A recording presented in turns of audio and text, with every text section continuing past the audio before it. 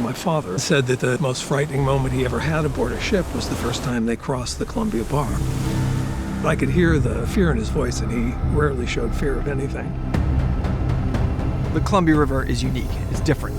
She's strong, she's powerful. It creates an incredibly severe challenge for ships crossing from the Pacific Ocean into the Columbia River over the Columbia River Bar.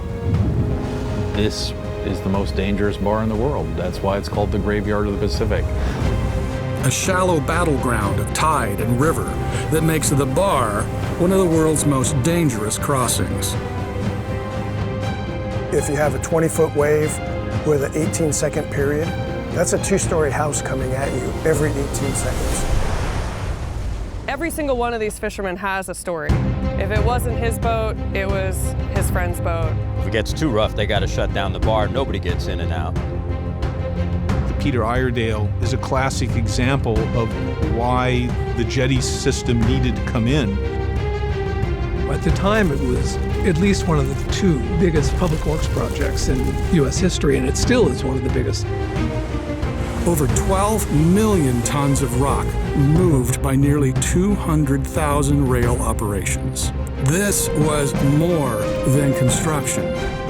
It was a reordering of nature. The South Jetty is the crown jewel. It is infrastructure that the Army Corps constructed starting in 1885. It's been our mission to maintain that infrastructure. The jetty supports over $25 billion in commerce and 40,000 jobs.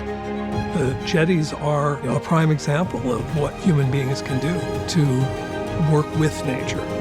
This is not a story of victory.